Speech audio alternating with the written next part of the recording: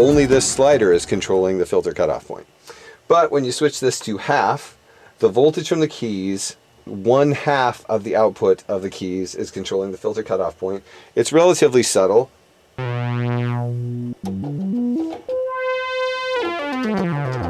You can hear the tone get a little bit darker as it goes down the keyboard.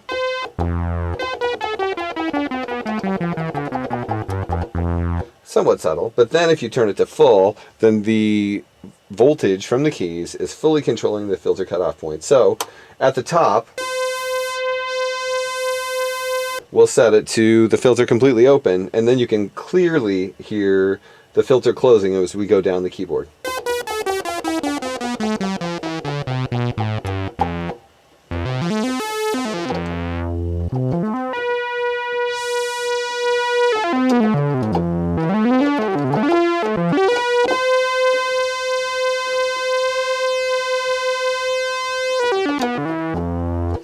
Which is the source of some great effects, especially solos and various. Okay, in addition to what we've seen thus far, we also have the envelope, which can control the filter cutoff point, which is a very traditional synthesizer sound I think you'll recognize. First of all, let's set the envelope, which is called the contour on this particular synthesizer, to something that will make an interesting filter cutoff point.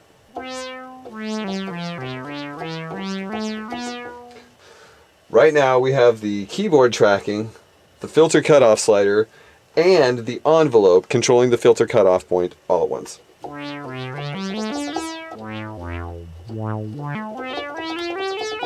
Of course, we can shut off the keyboard tracking.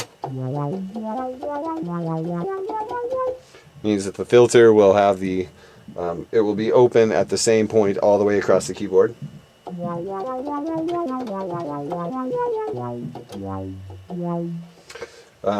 Of course, different envelope settings will yield different results.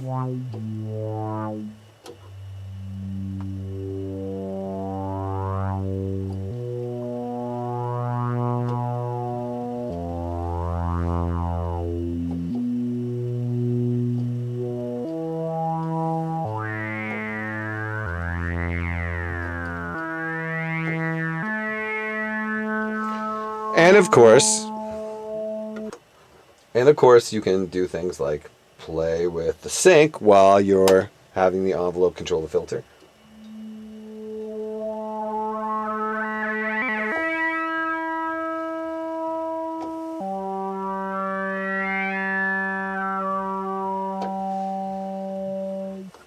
But again, I mean, that's the sort of variety you're going to get with this synthesizer, is that you have all the functionality of a more expensive synthesizer, but some nice touches and some great sources of timbral variety.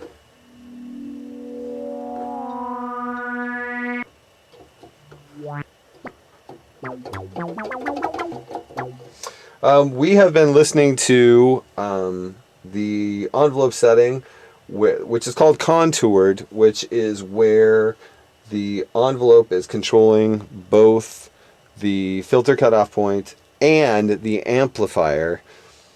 And so basically you're getting the volume output is equal to the filter cutoff point output. We can adjust that to the keyed setting, where now the keys are on-off. When you press a key down, the amplifier is open. When you lift the key up, the amplifier closes. This gives it a more organ-like sound.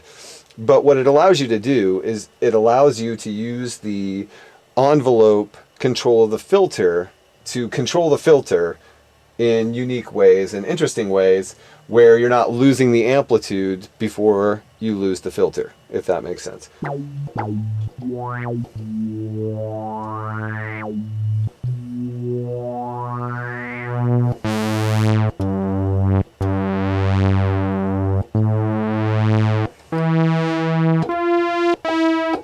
It allows basically the filter to affect the sound without the envelope controlling the volume.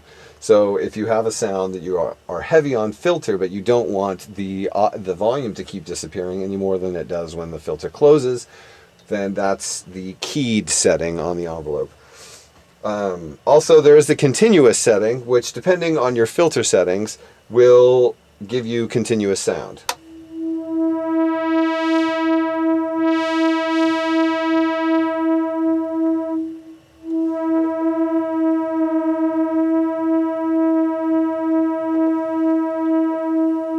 Allowing you to mess about without having to play the keys.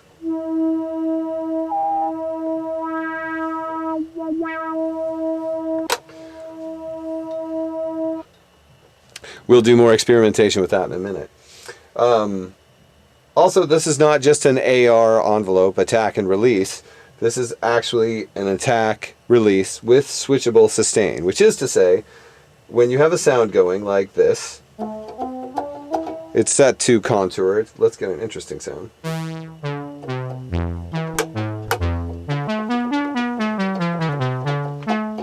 Right now, when you hit the key, the envelope goes through its run and then lets go. So if you hold the key down, you're not going to get a sustained note. That's where the sustain switch comes in. If you flip that switch, you'll get sustain both in the amplifier and in the filter.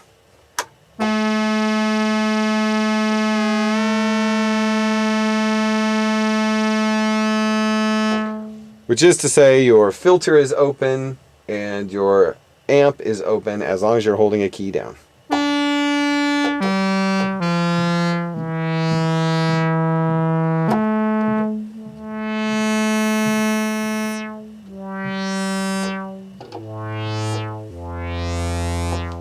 Which is helpful in really filter strong sounds because you're not losing the sound and having to re-trigger it every time you want to hear it.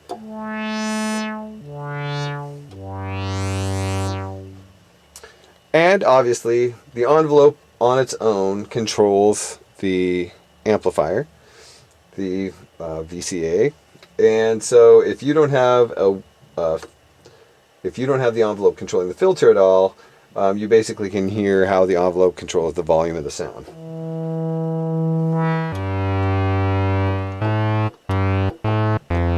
You want a fast attack, you rise time or attack down. If you want a long sustain, you bring the fall time or release up.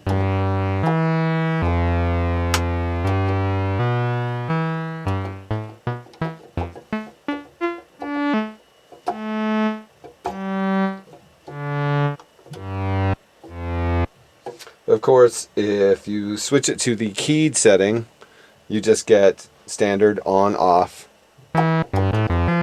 And then these settings don't matter except to the filter if you have the envelope controlling the filter, which we currently don't, so these won't make a difference. And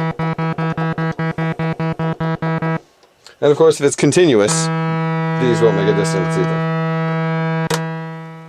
So that is the contour section.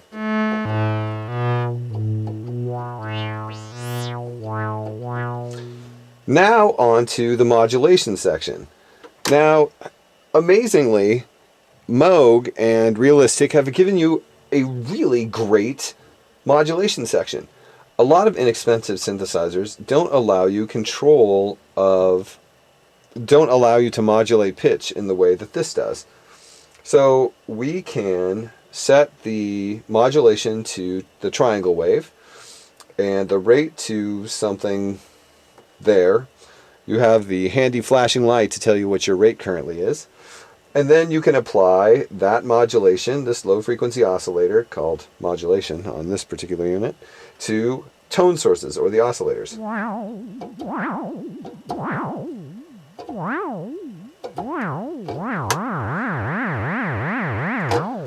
Allowing you to get a delightful siren sound.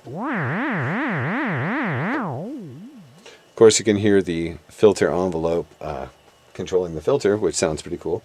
You can also control, well, and you can play around with these tone sources. Different pitch settings result in different modulation.